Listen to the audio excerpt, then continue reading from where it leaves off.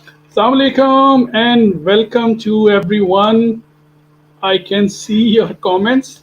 Thank you so much for an amazing welcome and feedback for joining today's special, a very special podcast because ये special podcast आप लोगों को help out कर सकती है कि कैसे आप अपनी ज़िंदगी के अंदर अपनी ज़िंदगी के सही फैसलों को ले सकते हैं. So as few days ago I have asked the question और आज मैं वहीं से स्टार्ट करने वाला हूँ. आप लोगों से भी मेरा बहुत ही सिंपल मासूमाना सा सवाल है कि what will be your choice, कि आप क्या पसंद करोगे अगर आपको दो ऑप्शन दिए जाएं. Number one is direction and number two is speed. So let me know in the comment. Meanwhile, I will be doing a small intro of today's guest. He is here 1 year before. एक साल इन्होंने मेरे साथ एक साल पहले इन्होंने मेरे साथ एक इंटरव्यू किया जिस time he was basically qualified from assistant supervisor to supervisor, and now here he is basically after 1 year with an amazing achievement in Forever Living Products. As you all know, uh, manager position which is very uh, demanding and always is a hot selection for the people who wants to grow and who wants to build their career. So उनके लिए ये basically एक desire position के तौर पे सामने आती है. So as you all know, Forever Living Products का जो marketing plan है उसके अंदर you get registered free of cost, there is no charges, and then you choose as a business. तो आप अपना एक journey pack यानी कि start your journey करते हो, assistant supervisor बनते हो, and then from there you do build your business by retail, by adding your team, and then you qualify for supervisor, then you add more people, and then you retail, then you have 165 countries access जहाँ पे आप अपना business build कर सकते हो. And वहाँ से असल जर्नी का स्टार्ट होता है कि जब आप असिस्टेंट मैनेजर क्वालिफाई करते हो, एंड असिस्टेंट मैनेजर के बाद yes the desire position is manager, which today our guest have achieved amazing milestone of his career. और आप लोग भी इस माइलस्टोन को अचीव करोगे. मैं एक शेर से स्टार्ट करूंगा और वो इलामा मोहम्मद इकबाल रहमतुल्लाह अलैह का शेर है कि नहीं तेरा नशे मन कसरे सुल्तानी की गुंबद पे, तू है शाही बसेरा कर पहाड़ों की चट्टानों पर. So let's welcome Rana Arsalan Ahmed. He is our special and very important guest for today's podcast. Arslan, welcome. Thank you so much, sir. Thank you so much for having me here. And Alhamdulillah for everything. Yes, sir. Amazing. Arsan, सबसे पहले मुझे ये बताओ, एक साल के बाद इस जगह पर आकर दोबारा इंटरव्यू देना कैसी फीलिंग है? और एक साल में आप माशाल्लाह मेच्योर हो गए हो काफ़ी. आपकी दाढ़ी में देख रहा हूँ बट काफ़ी ग्रो हो गई है. ब्रीड आप की smile, you have very nice smile today. So give your 1 year feedback कि आज आपको कैसा फील हुआ, बिकॉज मैनेजर बनने की जो खुशी है ऑफ कोर्स वो आपको है. So how you are feeling today? जी सर, सबसे पहले तो यहाँ पे आना और सबके सामने अपना एक्सपीरियंस शेयर करना, अपना जो जर्नी है वो शेयर करना, एक अपने आप में एक अच्छी चीज़ है, एक मोटिवेटिंग चीज़ है अपने अंदर. लेकिन जहाँ तक है बात मैनेजर की खुशी की, तो मैनेजर देखिए, मैनेजर बहुत से लोगों ने इस चीज़ को एक बहुत बड़ी चीज़ बना दिया होगा कि भाई मैनेजर बन जाएंगे तो पता नहीं क्या हो जाएगा, मैनेजर बन जाएंगे पता नहीं क्या अचीव कर लेंगे. मेरी नज़र में जो मुझे पाकिस्तान एंटरप्रेन्योर हब ने इस पूरे एक साल के अंदर सिखाया है वो ये है कि मैनेजर या सीनियर मैनेजर या असिस्टेंट मैनेजर लेवल्स कुछ नहीं होते. उस लेवल के पीछे जो इंसान है, उस इंसान का जो किरदार है, उस इंसान का अपनी टीम के साथ जो रवैया है, जो उसका बिहेवियर है, वो मोस्ट इंपॉर्टेंट चीज है. बिकॉज आप मैनेजर बनते हो, आप कोई भी लेवल अचीव करो with the help of your team. आप लोग आपके साथ जुड़ते हैं इस बिजनेस में तो आपका बिजनेस ग्रो होता है. बट अगर आप उन्हें प्रॉपरली रिस्पॉन्स ना करो, अगर आप उन्हें प्रॉपरली गाइड ना करो, राइट वे के अंदर हलाल इनकम विद ऑनेस्टी आप उन्हें करना ना सिखाओ, तो आप अपना जो वो एक किरदार है, जो अपना हक है, वो पूरा नहीं कर पाते हो। तो yes, manager level is a thing, but the most important thing is कि आप एज ए इंसान कैसे हो, अपनी टीम के लिए, अपनी कम्युनिटी के लिए, अपने लोगों के लिए। सो अल्हम्दुलिल्लाह मैं पिछले इस 1 साल के अंदर मैंने पूरी कोशिश की है अपनी तरफ से कि अब ना सिर्फ अपनी टीम बल्कि पब्लिकली भी यूट्यूब से अगर कोई आता है तो उसको उस तरह से गाइड कर सकूं जो उसके हक में बेहतर है। So this was all manager बनने की खुशी एंड यहाँ तक आने का सफर।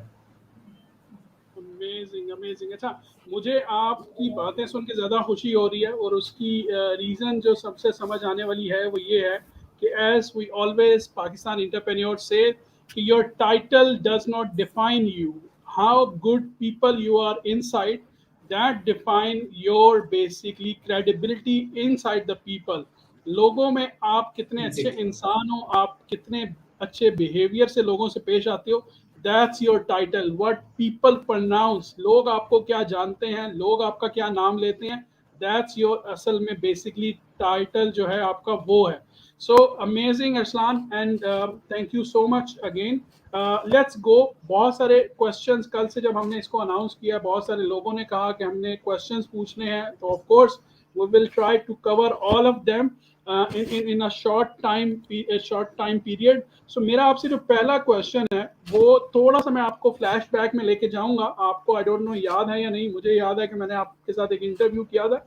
अच्छा, बाय द वे, जिन लोगों ने अरसलान का वो सुपरवाइजर वाला इंटरव्यू नहीं देखा, ज़रूर देखिएगा। मैं आप लोगों को रेकमेंड करूंगा, इस वीडियो की डिस्क्रिप्शन में हम उसका लिंक जो है वो ड्रॉप कर देंगे, ताकि आप उसको भी देखें और इस इंटरव्यू को भी देखें, तो यू विल अंडरस्टैंड कि 1 साल के अंदर अरसलान ग्रो वाइज कहाँ से कहाँ आए, and how good person he became in 1 year after achieving such an amazing milestones.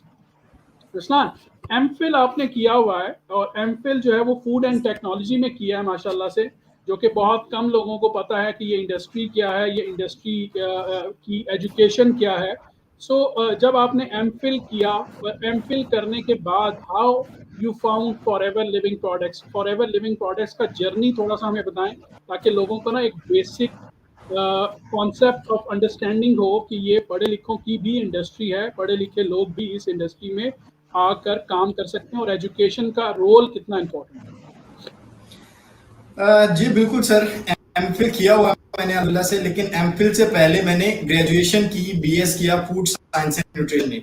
उस टाइम पे food science and technology and science and nutrition एक बेसिक सेम सब्जेक्ट होते थे, सेम डिग्री होती थी हमारी। सो मैंने बीएस कंप्लीट किया फूड साइंस में, और उसके बाद जब बीएस कंप्लीट किया तो मार्केट में जॉब नहीं थी, और उस टाइम पे हमारा जो माइंडसेट था वो यही था कि एमफिल कर लो, मास्टर्स कर लो, तो उस बाद आपकी जॉब मिल जाएगी। सो हमने उसी साल अप्लाई किया, और जो है वो एग्रीकल्चर यूनिवर्सिटी फैसलाबाद से मैंने एमफिल के लिए स्टार्ट कर दिया एमफिल। तो एमफिल कंप्लीट किया सर 2020 में, मेरी डिग्री जो है वो कंप्लीट हुई, और same situation without any changes, same situation जो बीएस के बाद थी 2018 में, सेम सिचुएशन 2020 में एमफिल के बाद जॉब के लिए। अगर कहीं अप्लाई करते थे तो वहां से मेल का रिस्पांस नहीं आता था।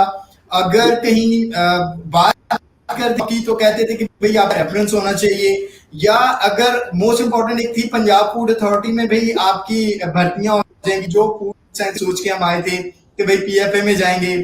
उसके बाद पीएफए में नहीं जा सके तो एक था कि चलो ठीक है जी एमफिल करना, तो पीएचडी करके किसी यूनिवर्सिटी के अंदर एज ए लेक्चरर या कुछ इस तरह का हो जाएगा। लेकिन हालात कुछ इस तरह के हो जाएंगे, आपको अपनी फैमिली को भी सपोर्ट करना है, मास्टर्स भी करना। तकरीबन 18 इयर्स ऑफ एजुकेशन मेरी कंप्लीट हो चुकी थी, और उसके बाद भी मेरे हाथ में 1 रुपए की जॉब नहीं थी। जॉब लेने जाते थे तो वो रेफरेंस मांगते। सो ये सिचुएशन थी, करते कराते भी 2-3 महीने मेरे इसी तरह से वेस्ट हुए, और मैंने अपनी जॉब स्टार्ट की as a quality assurance executive. एक प्राइवेट फर्म थी, फूड इंडस्ट्री थी वो, बेसिकली उनका छोटा सा सेटअप था, और वो एक्सपोर्ट करते थे पाकिस्तान में। जैसे साग मैन्युफैक्चरिंग है, साग बना के कैनिक करके उसकी वो एक्सपोर्ट करते थे मिडिल ईस्ट में, यूरोप में। उसके बाद डिफरेंट अदर प्रोडक्ट्स की कैनिंग वगैरह करते थे, फ्रोजन फूड एक्सपोर्ट करते थे। तो वहां पे मैं एज अ क्वालिटी एग्जेक्टिव मैंने काम किया। ऑलमोस्ट 8 to 9 months मैंने वहां पे काम किया। तो उन 8 to 9 months के अंदर मेरे माइंड में जब मैं स्टार्ट किया तो 25,000 से मेरी सैलरी थी जब मैंने स्टार्ट किया। ये चीज मैंने अपने लास्ट इंटरव्यू में भी बताई थी। तो 25,000 की सैलरी से स्टार्ट किया और वहां पे मुझे ये कहा जाता था कि भाई अभी आपका स्टार्ट है, करियर का स्टार्ट है, आहिस्ता आहिस्ता ये आपकी सैलरी भी बढ़ेगी, आप अभी सीख रहे हो। हम इवन वो जो इंडस्ट्री वाले थे वो मुझे क्लियरली कहते थे कि भाई हम तुम्हें किस चीज की सैलरी दें, हम तुम्हें सिखाते हैं, अभी अभी तुम सीख रहे हो हमारे पास। यानी आप एजुकेशन ठीक है, आप यूनिवर्सिटी में हो तो आप थियोरेटिकल नॉलेज ले रहे हो, इंडस्ट्री में हो तो पहले 2 साल आपने प्रैक्टिकल नॉलेज लेना है, सीखना है, उसके बाद कहीं जाके आपकी सुनी जाती है। तो खैर उस टाइम पे उन्होंने मुझे कहा कि नहीं भाई आप तो सीख रहे हो, आपको किस बात की सैलरी दें। तो खैर उन्होंने मुझे 25,000 पे मेरे 8 से 9 महीने गुजरे और उसके बाद कुछ चीजें ऐसी हुई वहां पे पर्सनल के मुझे फेड अप हो गया और मैं उस चीज को छोड़ के आ गया घर आया। तो उस टाइम पे भी 2-4 दोस्तों से बात हुई, उन्होंने कहा कि नहीं भाई जॉब मिल जाएगी, अभी तुम कोशिश करो। तो खैर 2 महीने मैंने मजीद इसी शौक में गुजार दिए कि कोई बात नहीं, हो जाएगा, मैं कर लूंगा, जॉब मिल जाएगी। जब 2 महीने गुजर गए और जॉब कहीं से मिल नहीं रही थी, फिर मैंने कुछ ढूंढना शुरू किया ऑनलाइन। उस टाइम पे मेरा कजन जो है वो कर रहा था अमेजोन पे काम। मुझे अमेजोन पे उस तरह से इंटरेस्ट नहीं था क्योंकि अमेजोन पे मैं देख रहा था कि उस तरह पे बहुत ज्यादा वीए वर्चुअल असिस्टेंट और बहुत ज्यादा लोग, भीड़ बहुत ज्यादा थी, लेकिन उस तरह से आप इनपुट दे रहे हो लेकिन आउटपुट नहीं मिल रहा था। तो फिर मैंने कुछ मजीद रिसर्च करना शुरू की। मजीद रिसर्च करते हुए मुझे एवर लिविंग प्रोडक्ट से इंट्रोड्यूस करवाया। ट्रेनिंग लेते हुए वहां पे जो मेरे सामने चीज आई वो ये थी कि एमफिल जो है वो मेरे ऊपर एक तोहमत की साबित हो रहा है। यानी वहां पे वो जो 16-18 साल बच्चे बैठे थे वो बता कि भाई आपने तो एजुकेशन हासिल करके कुछ किया ही नहीं है, एजुकेशन इज नथिंग। आप आओ, आप कॉलेज में हो, कॉलेज छोड़ो इधर हो, आप यूनिवर्सिटी में हो, यूनिवर्सिटी छोड़ो आ जाओ और पैसे कमाओ। और वहां पे इतने वो गाड़ियां ये वो दिखा रहे थे कि इंसान का माइंड जो टोटली। मैंने बच्चों को वहां पे ये कहते सुना कि सर हम अपने पेरेंट्स से बात करें कि हम कल से कॉलेज नहीं जाएंगे, मतलब ये सीन थी। हालांकि मेरे आ रही कि ठीक है मेरी एजुकेशन, जॉब अच्छी नहीं, लेकिन सिर्फ जॉब ही तो नहीं आपको एजुकेशन देती। एजुकेशन आप सिर्फ कमाने तो नहीं लेते हो, एजुकेशन से आपको सोचने का एक तरीका मिलता है, एजुकेशन से आपको दुनिया को देखने का अलग नजरिया मिलता है। इवन इसी एजुकेशन की वजह से मैं फॉरएवर को बेहतर तरीके से परख पाया और मैं आज एक बेहतर जगह।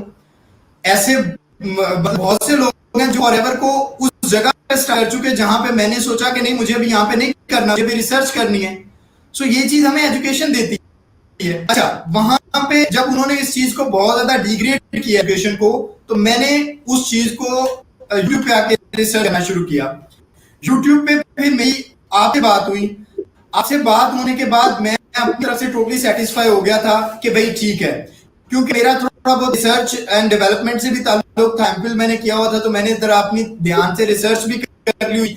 बस एक ऑथेंटिक पर्सन चाहिए और वो मुझे आपकी सूरत में मिल गया। देन मेरे लिए सबसे जो बड़ा चैलेंज था वो था इस बात स्टार्टअप लेना। तो वो स्टार्टअप मैंने किस तरह से लिया वो एक अलग से, लेकिन ये था मेरा टोटल जर्नी के जिस तरह से मुझे एमफिल करने के बाद जॉब और जॉब के बाद मुझे फॉरएवर मिला और फॉरएवर में फिर आप मिले। अमेजिंग। अच्छा अरसलान, एक चीज मुझे बताओ, आप बेसिकली एमफिल करने के फायदे तो आपको ऑफ कोर्स जिंदगी में कहीं ना कहीं होते ही रहेंगे, बिकॉज एजुकेशन जो है वो कभी भी वेस्ट नहीं जाती। और मैं हमेशा बार बार यही कहता रहता हूँ कि जो स्टूडेंट हमेशा ये सोचते हैं कि जी एजुकेशन से आपको कुछ नहीं मिलना, आर्टिफिशियल इंटेलिजेंस आ रही है, आप टेक्नोलॉजी बहुत ज़्यादा इन हो रही है ज़िंदगी में, तो बिलीव मी और नॉट, ये अगर टेक्नोलॉजी या आर्टिफिशियल इंटेलिजेंस अगर आज मार्केट में है तो इसके पीछे भी एजुकेशन है। अगर एजुकेशन ना होती तो इंजीनियर्स डेवलप ना होते, अगर इंजीनियर्स डेवलप ना होते तो वो एआई डेवलप ना करते, और अगर एआई डेवलप ना होती आज आप इंडस्ट्री के अंदर, दुनिया के अंदर इतना चेंज ना देख रहे होते। तो education is very very important, और एजुकेशन के बगैर आप अपनी जिंदगी के अंदर कहीं पे भी बेहतर डायरेक्शन नहीं ले सकते। तो इसलिए पाकिस्तान इंटरप्रेन्योर हब के ऊपर जो भी लोग स्टूडेंट की शक्ल में भी आते हैं, तो पाकिस्तान इंटरप्रेन्योर हब जो है वो हमेशा उनको इनकरेज करता है कि आप इस बिजनेस के साथ एजुकेशन को ज़रूर कंप्लीट करो। एजुकेशन जो है वो आपके लिए बहुत ज़रूरी है। नाउ अरसलान, वन पॉइंट जो कि बहुत सारे लोग जो हैं, क्योंकि आपको फर्स्ट टाइम सुन रहे होंगे या बहुत सारे लोग इस पॉडकास्ट को सुनने के बाद ये फैसला करेंगे कि उन्होंने अपना कैरियर किस तरीके से बिल्ड करना है, पेशेंस किस तरीके से रखने हैं। सो ऑफ कोर्स एक छोटा सा सवाल मेरे माइंड में आया कि 1 साल आपको लगा मैनेजर बनने में, 13 महीने के करीब तकरीबन।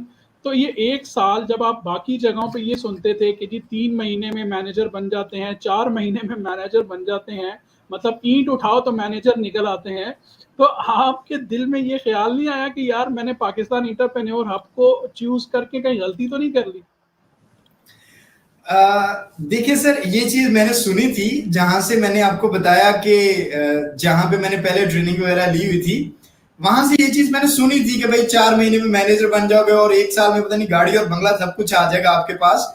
लेकिन ये चीज तो मुझे भी थोड़ा सा आइडिया हो चुका था, या इतना तो मुझे भी अपनी मतलब तकरीबन 25 ईयर्स उस टाइम मेरी यही थी जब मैंने फॉरएवर को ज्वाइन किया।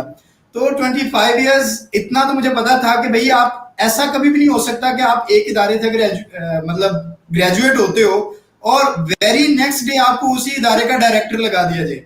भाई आपको स्टेप बाय स्टेप चीजें ऐसा साथ लेके चलनी पड़ती हैं, और वो चीज मुझे आइडिया हो गया टोटली जब मैं पाकिस्तान एंटरप्रेन्योर हब को ज्वाइन किया।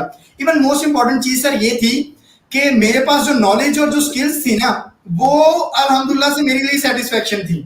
यकीन करें कि YouTube से ऐसे ऐसे लोग आए जिन्होंने मुझे ये कहा कि सर हम असिस्टेंट मैनेजर हैं और हमने मैनेजर की अपनी प्लानिंग करनी, क्वालिफाई करना चाहते हैं या नहीं करना चाहते हैं। And at that time I was assistant supervisor, और वो मेरे लिए सेटिस्फैक्शन, मेरे पास वो नॉलेज, वो स्किल जो लोग दूसरे लोगों के पास मैनेजर लेवल पे भी नहीं है। और यही मोस्ट इंपॉर्टेंट होती है बिजनेस को एक बिजनेस की तरह, एक प्रॉपर करियर की तरह लेके चलना चाहते हैं तो।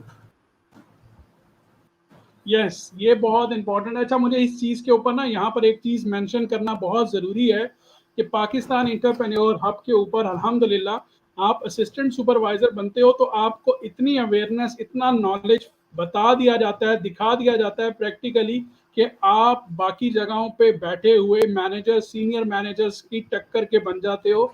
इसीलिए कहा जाता है कि पाकिस्तान इंटरप्रेन्योर हब ने जो डैमेज कर दिया है वो रिकवरेबल नहीं है। So amazing Arsalan. अच्छा, मुझे अभी ये बताओ कि असिस्टेंट सुपरवाइजर बनना जो है वो बहुत सारे लोगों के लिए ना आज भी एक बहुत बड़ा बैरियर है, क्योंकि एक्सचेंज रेट बहुत बड़ा चैलेंज है। बहुत सारे लोगों को जो है वो प्राइसिंग को देखकर जो है वो प्रॉब्लम होता है, अफोर्डेबिलिटी जो है वो इतनी नहीं बनती। तो आपको जब असिस्टेंट सुपरवाइजर बनना था तो आपको क्या चैलेंज था? आपकी जेब में पैसे थे? आपकी फैमिली, क्योंकि ऑफ कोर्स आपको एमफिल करवा चुकी थी, तो उसके ऊपर उन्होंने 12, 15, 20 लाख रुपए लगा दिए थे। तो उसके बाद क्या फैमिली से इतनी सपोर्ट मिल गई थी आपको, या आपको भी चैलेंजेस का सामना था? क्या क्या सिचुएशन थी आपकी?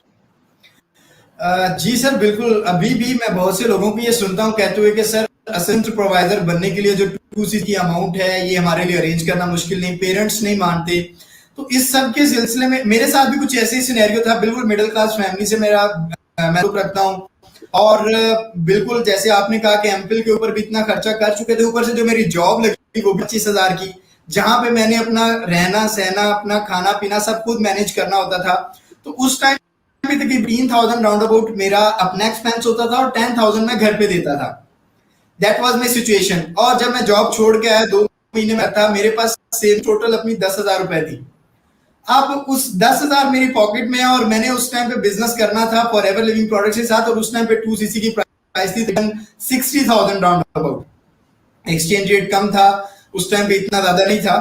तो तब मैंने बात की अपने पेरेंट्स से। ऑफ कोर्स आप एक स्टूडेंट लेवल से अगर निकलते हो तो आपके लिए सबसे पहली सपोर्ट आपके पेरेंट्स ही होते हैं। अगर आप इधर उधर ना जाओ तो सबसे पहले आप अपने पेरेंट्स के पास ही जाते हो। मैंने अपने पेरेंट्स से बात की। उन्होंने कहा कि नहीं, जैसे नॉन पेरेंट्स कहते हैं कि भाई फ्रॉड ना हो, ये कोई स्कैम ना हो। लेकिन मेरी क्योंकि रिसर्च भी पूरी हो चुकी थी, माइंडसेट टोटली बन चुका था, आपसे मेरी बात हो चुकी थी, और फॉरएवर लिविंग के ऊपर मुझे प्रॉपर एक ट्रस्ट हो चुका था। तो घर वालों ने कहा कि नहीं जी इस तरह हो जाएगा, वो हो जाएगा, अमाउंट नहीं है। एंड पे उन्होंने कह दिया कि देखो हम इतना खर्चा कर चुके हैं ऑलरेडी, हमारे पास इतनी अमाउंट नहीं है। मेरे पास उस टाइम पे एक बाइक थी मेरी, जिसपे मैं यूनिवर्सिटी भी जाया करता था, जिसपे मैं जॉब पे भी जाया करता था। वो मेरे पास घर पे खड़ी होती थी क्योंकि मैं जॉब छोड़ के आ चुका। तो मेरे माइंड में आया कि क्यों ना ये बाइक को मैं सेल आउट करूं, अपना बिजनेस स्टार्ट करूं, कल को मैं फिर से बाइक ले लूंगा। तो मैंने जब घर बात की कि मेरी बाइक सेल आउट करनी है, पहले तो घर वाले माने नहीं बाइक सेल करने पे भी, कि नहीं वो होता है ना एक मिडिल क्लास फैमिली में कि नहीं यार एक चीज बनी हुई है, इसको क्यों सेल करना, सेल कर दिया तो दोबारा कैसे ले पाएंगे, पैसे खर्च हो जाते हैं। तो वो सारी सिचुएशन हो रही थी। मैंने उन्हें फिर, जाहिर बात है आपको अपनी फैमिली को टैकल करना आता है, फिर मैंने उन्हें कहा कि देखो घर पे खड़ी हुई है ना, कभी कोई ले जाता, कभी कोई चचा, कभी कोई ताया, कभी कोई कजन, कभी कोई कजन, लेकिन इसकी ट्यूनिंग रिपेयरिंग पे सारा खर्चा मुझे करना पड़ता है, वो मेरी पॉकेट से जा रहा है। इसलिए ऐसा करो, इसे अभी के लिए सेल करते हैं और मेरा बिजनेस स्टार्ट करते हैं, और देन मैं इसको दोबारा अगर मुझे जरूरत पड़ेगी मैं अपने पॉकेट से दोबारा लूंगा। ये मैंने उन्हें कहा था कि भाई मैं अपनी पॉकेट से दोबारा लूंगा। खैर उन्होंने मेरी इस बात पे एग्री किया और फिर अगले 2-4 दिन के अंदर बाइक सेल हुई, अमाउंट अरेंज हुई और मैंने अपना 2cc कर लिया। और विद इन द लेवल पे पहुंच चुका था कि मैं अपनी उससे बेहतर बाइक अपने घर पे लाके खड़ी कर सका। एक और बात सर, यहाँ पे सॉरी सर आपको इंटरप्ट कर रहा हूँ। यहाँ पे एक और इसी बात में शेयर करना चाहता हूँ कि बहुत से ये मुझे सुनने को मिलता है कि पेरेंट्स नहीं जी, पेरेंट्स को इतना सिंपल सा मैंने कहीं सुना था कि देखिए पेरेंट्स मानते नहीं है, पेरेंट्स को मनाना पड़ता है। अगर आपको खुद करना है तो आपको पेरेंट्स को एग्री करना है। यहाँ बच्चे क्या करते हैं, बच्चे जिद कर देते हैं, नहीं जी मुझे करना है, मुझे ये करना है। आप अपने लॉजिक से अपने पेरेंट्स को मिक्स करो, ताकि देखो पेरेंट्स को सिर्फ एक डर होता है कि भी बच्चों के साथ किसी ग्रुप के हत्थे ना चढ़ जाए, कहीं कुछ गलत ना हो जाए। लेकिन अगर आपको एक चीज क्लियर है अपने फ्यूचर को लेके, अगर आप अपने पेरेंट्स को लॉजिक्स के साथ, अपने पॉइंट्स के साथ अपनी बात रख दी तो डेफिनेटली की बात सुनेंगे और आपके साथ चलेंगे भी। Agree, 100% agree Arsalan. और बेसिकली पाकिस्तान एंटरप्रेन्योर हमेशा से यही चीज़ समझाता है और बताता है कि देखें पेरेंट्स आपके हैं और आप उनकी बेसिकली एक होप हो, आप उनकी उम्मीद हो।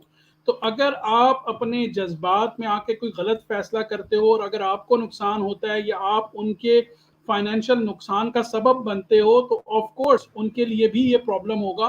तो बेहतर ये है कि आप फैमिली के साथ बैठो, अपने पेरेंट्स को दिखाओ। और स्पेशली पाकिस्तान एंटरप्रेन्योर हब का जब आप इंटरफेस दिखाते हो, जब पॉडकास्ट दिखाते हो, तो पेरेंट्स के लिए मेरे ख्याल से इससे ज़्यादा अवेयरनेस वाली चीज़ कोई हो नहीं सकती कि जहाँ पर वो बेसिकली देख लेते हैं कि किन लोगों के साथ, किन इन्वायरमेंट में, किस प्राउड पाकिस्तानी कम्युनिटी में आप काम करोगे। तो वो आपको बेसिकली परमिशन भी देते हैं और आपके साथ मिलकर काम भी करते हैं और आपको हेल्प आउट भी करते हैं। अच्छा now Arsalan, of course assistant supervisor से सुपरवाइजर बनने तक जो हमने आपका इंटरव्यू किया था, मैं उस सारे को रीकैप तो नहीं करूंगा। और आपने बेसिकली ये बता भी दिया कि आप जब तक सुपरवाइजर बने तब तक आपने बाइक जो है वो बाय कर ली थी। फाइनेंस के ऊपर भी हमारा मकसद जो है वो बड़े बड़े चेक्स दिखाकर या किसी को ये दिखाकर लालच देना नहीं है, हमारा मकसद स्किल्स के ऊपर है। तो ये मुझे बताएं कि इस 1 साल के अंदर ऐसे क्या स्किल्स हैं जो आपने पाकिस्तान एंटरप्रेन्योर हब से सीखे। बिकॉज एज आई नो, और बहुत सारे लोग यहाँ पर जो देख रहे हैं वो भी इस चीज़ को एग्री करेंगे, I can see a good YouTuber in you. ठीक है, ऑफ कोर्स आपको यूट्यूब से भी अर्निंग स्टार्ट हो गई होगी। सो आपने बाकी क्या स्किल्स जो हैं वो पाकिस्तान एंटरप्रेन्योर हब से सीखे, और 1 साल में of course what do you think you have improved yourself on which level? बिल्कुल सर, देखिए पाकिस्तान एंटरप्रेन्योर हब के साथ ये तकरीबन एक पूरा साल और उसके ऊपर कोई 2-3 महीने का सफर है। उसके अंदर पाकिस्तान एंटरप्रेन्योर हब से सबसे पहली वो थी मेरी पर्सनल डेवलपमेंट स्किल्स। मतलब मुझे कहाँ तरह से बात करनी है, अपने आप को कैसे प्रेजेंट करना है इन द पब्लिक और दूसरे लोगों के सामने, ये मुझे पाकिस्तान एंटरप्रेन्योर हब ने सिखाया। इवन मैं ये एग्जांपल पहले भी कोट कर चुका हूं अपने पिछले इंटरव्यू में भी। जब मैं यूनिवर्सिटी में था, यूनिवर्सिटी से पास आउट होने वाला था, अपना एमफिल कंप्लीट करने वाला था। वहां पे जो मेरी रिसर्च हुई, थीसिस था, उसको मैंने डिक करना था। एक प्रेजेंटेशन थी छोटी सी, क्लासरूम के अंदर तकरीबन हमारे कुछ स्टूडेंट्स बैठे हुए थे, मेरे अपनी कुछ बैचमेट्स थे, दो थे, उनके सामने जाकर मुझे अपनी प्रेजेंटेशन प्रेजेंट करनी थी, जो मैंने रिसर्च वर्क अपने हाथों से किया था। लेकिन वहां पे जाकर जब मैं बोलने लगा तो वहां पे मेरी टांगे कांप रही थी। सिंपल, वो मतलब मेरा 18 साल की एजुकेशन मुझे वहां पे सपोर्ट नहीं कर सकी थी, लेकिन क्योंकि वहां पे हमें इदारों में ये प्रैक्टिकली करना सिखाया नहीं गया। But first of all Pakistan entrepreneur hub ने मुझे इस काबिल बनाया कि मैं अपने आप को प्रेजेंटेबल रख सकूं, लोगों के सामने कॉन्फिडेंटली बात कर सकूं। उसके बाद social media handling, social media marketing, social media presentation, YouTube, आपने यूट्यूब का जिक्र कर लिया, यूट्यूब वीडियो एडिटिंग मैंने बिजनेस में आके सीखी। उसके बाद और इस तरह की सॉफ्ट स्किल्स बहुत सारी जो मैंने यहाँ पे आके सीखी, communication skill, public dealing skills. So ये सारी जो स्किल्स हैं जो आज के दौर में आप किसी भी फील्ड में चले जाएं वहां पे आपके काम आती हैं, ये सारी चीजें मुझे पाकिस्तान एंटरप्रेन्योर हब से सीखी एक साल, 1.5 साल के अरसे में। Most importantly sir, patience and consistency ऐसी दो चीजें हैं जो मैंने यहाँ पे प्रैक्टिकली मेरे साथ, और मैंने उसको सीखा भी। मैं थोड़ा सा इसको एक्सप्लेन करूंगा, अपने सुपरवाइजर लेवल के साथ टच करूंगा। ये मैंने उस टाइम पे भी आपको बताया था कि मैं जब सुपरवाइजर लेवल अचीव करने लगा, उससे तकरीबन 2 माह पहले की बात है, मेरा बिजनेस हुआ 23 सीसीज का, 2 सीसी पीछे रह गए थे। उस टाइम पे मेरे पास 2 रास्ते थे, या तो मैं एक शॉर्टकट लूं, रिमेनिंग 2 सीसी परचेज करूं और अपना सुपरवाइजर लेवल क्वालिफाई कर लूं, या मैं सब्र करूं, कंटिन्यूअस मेहनत करूं और अगले नेक्स्ट मंथ दोबारा से मैं इस चीज के लिए ट्राई करूं।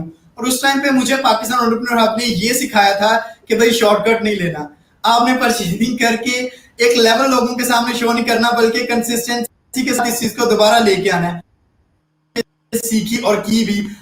और मैं जब आया तो मैंने 26 सीसी के साथ अपना सुपरवाइजर लेवल, उस टाइम वो कंसिस्टेंसी, वो जो पेशेंस है, वो मेरे साथ फिर नेक्स्ट लेवल में भी कंटिन्यू हुई।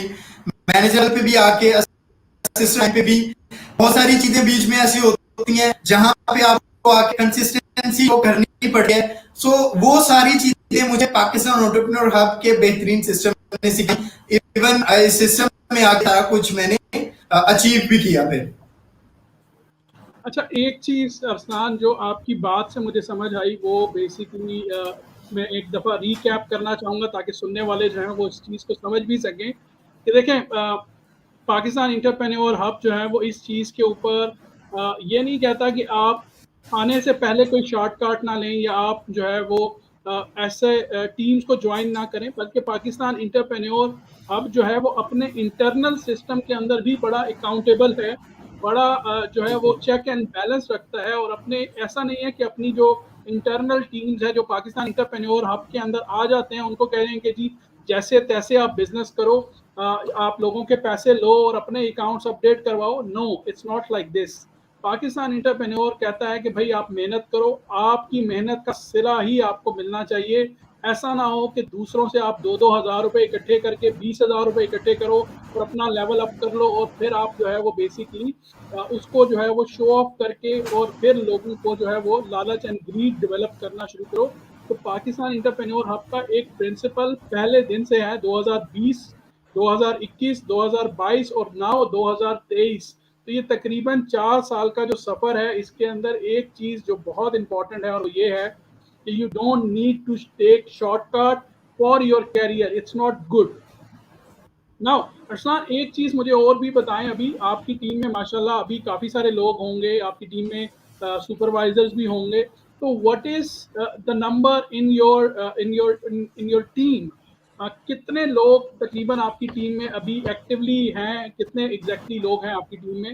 Then I have a counter question on it. Around about sir 100 people ऐसे हैं जो मेरे साथ डिफरेंट लेवल्स के ऊपर काम कर रहे हैं।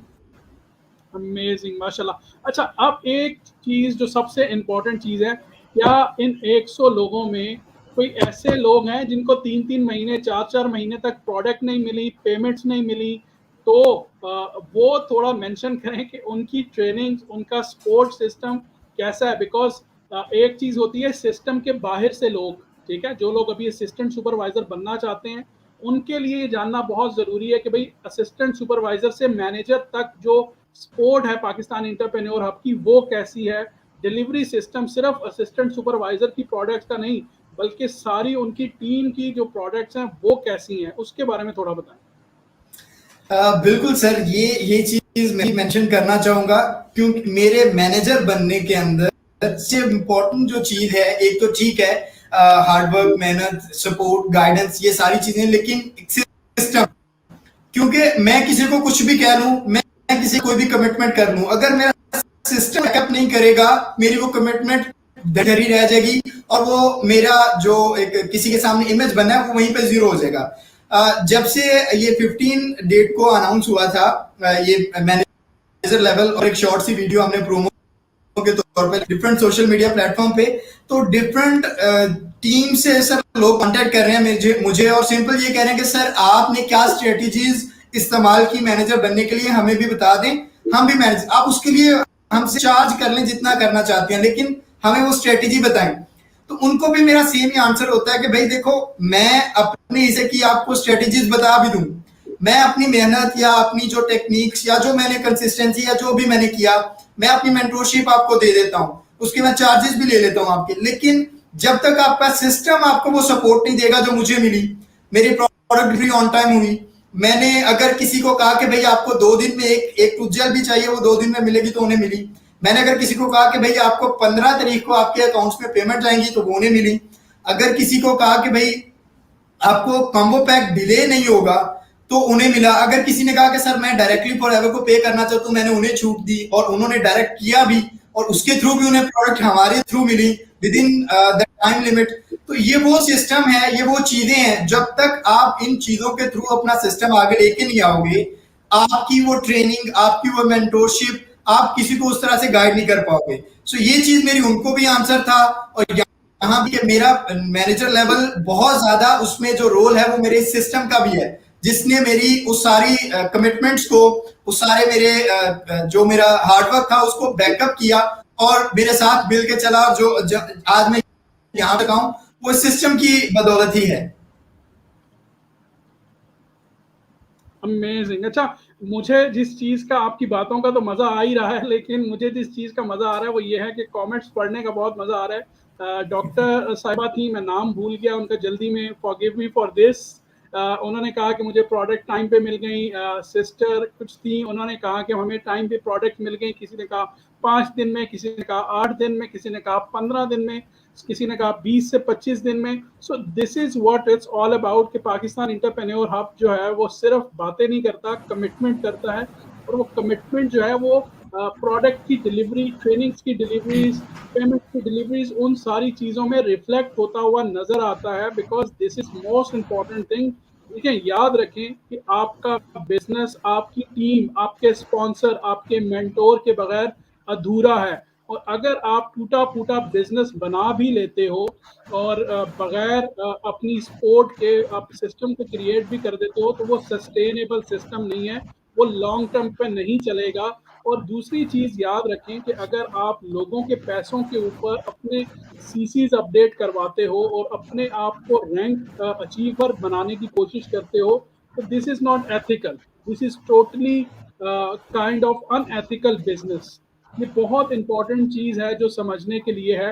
अरसलान, मेरे आपसे 2-3 छोटे-छोटे सवालात हैं और उसके बाद हम इंशाल्लाह अपने टाइम को कवर करने की कोशिश करेंगे इन्हीं सवालात के अंदर। एक टिप जो मैं आपसे चाहता हूँ कि आप उन सब न्यू लोगों को दें जो फॉरएवर लिविंग प्रोडक्ट्स को ज्वाइन करना चाहते हैं। उनके अंदर ऑफ कोर्स जो लोग बेसिकली तालीम याफ्ता हैं, उनके लिए तो बड़ा आसान है, वो गूगल पे जाएंगे, यूट्यूब पे जाएंगे, वो रिसर्च कर लेंगे और वो देख लेंगे कि भाई कौन क्या काम कर रहा है, किसकी क्या हिस्ट्री है, उनके लिए तो प्रॉब्लम नहीं है। लेकिन वो लोग जिनकी उम्र 15 साल है, जिनकी उम्र 18 साल है, उनके पास एजुकेशन नहीं है, इंटरनेट यूज़ करना आता है, इंटरनेट यूज़ करना एजुकेशन नहीं है। एजुकेशन इज़ अ विज़डम, ठीक है? कि जो आप देख रहे हो उसको बिलीव कैसे करना है, उसको आपने प्रैक्टिकल क्राइटेरिया से गुजारना कैसे है, ये बेसिकली एजुकेशन सिखाती है।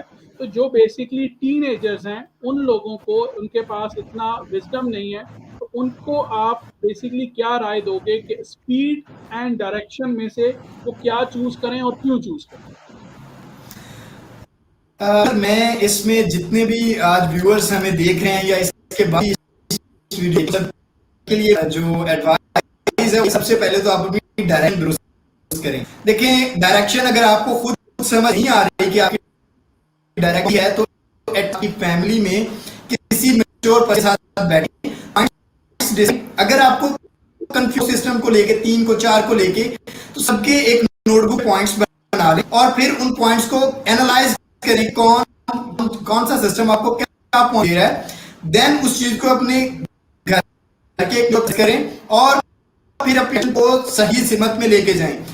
देखो ऐसे ही है ना, अगर एक पर्सन डायरेक्शन ठीक नहीं है और वो घर से निकल गया वो अपनी मंजिल के लिए घूम शाम को वहीं पे आके खड़ा होगा जहां से उसने स्टार्ट किया था, क्योंकि उसकी डायरेक्शन थी। So direction is the most important thing. जब तक आपकी वो डायरेक्शन ठीक नहीं होगी, आप चाहे स्पीड वो आपके काम नहीं आएगी। सो डायरेक्शन बेहतर करें, पहले अपनी स्पीड को स्टेप बाय स्टेप ऊपर लेके चलें, तो इंशाल्लाह अभी इस बिजनेस के अंदर प्रॉपर कामयाब हो सकते। Amazing, everyone. Thank you so much for your comments. और I can see I'm very excited कि आप सब लोग भी डायरेक्शन को प्रेफर कर रहे हैं, because my personal belief is direction is most important. कि अगर आप सही सिमत में जा रहे हो तो भले आपकी रफ्तार जो है वो कछुए की तरह स्लो है, slow and steady, you can win the race. And सबसे मोस्ट इम्पॉर्टेंट चीज़ हमारे लिए as an Muslim, as an Pakistani, वो है double H formula, and which is honesty के साथ हलाल इनकम। सो अल्हम्दुलिल्लाह पाकिस्तान एंटरप्रेन्योर हब जो है वो आपको ऐसा प्लेटफॉर्म प्रोवाइड करती है कि जिसमें आप शिकवा नहीं कर सकते कि यार मैं इतने करप्ट एनवायरनमेंट में या अपने इतने करप्ट सिस्टम में बैठा हुआ हूँ कि मेरे पास तो ऐसा कोई सिस्टम ही नहीं है। और आपके सामने ये सिस्टम अवेलेबल है, ये सिस्टम मौजूद है कि जहाँ पर ये आपके सामने रोल मॉडल्स हैं। Yes, I will say this is nothing but as another milestone for Arslan, and Arslan wish you best of luck कि आप ऐसे बहुत सारे माइलस्टोन जो हैं वो अपनी ज़िंदगी में अचीव करते रहो। मैं यहाँ पर एक लास्ट जो है वो बेसिकली शेर इलामा मोहम्मद इकबाल रहमतुल्लाह अलैह का पढ़ूंगा कि तू शाही है परवाज है काम तेरा, तू शाही है परवाज है काम तेरा, तेरे सामने आसमां और भी हैं। So best of luck to all of you जो आज की पॉडकास्ट सुन रहे हैं और बाद में भी सुनेंगे। सो best of luck for you, for your career. Make sure कि अपनी डायरेक्शन को पहले सिलेक्ट करें और फिर उसके बाद स्पीड के ऊपर फोकस करें। तो thank you so much for your listening. इंशाल्लाह we will do many recap on success stories, milestone achievements, because this is an ultimate milestone for your upper and big coming events in your life. So Arslan, thank you so much for your time. Thank you for your feedback. अपना ख्याल रखें। अल्लाह हाफिज। Thank you so much sir, and thank you all of you. जितने भी मैंने comments देखे सभी कांग्रेचुलेशंस कह रहे थे। Thank you so much everyone. आप सब लोग हमारे साथ जुड़े रहे। Thank you so much.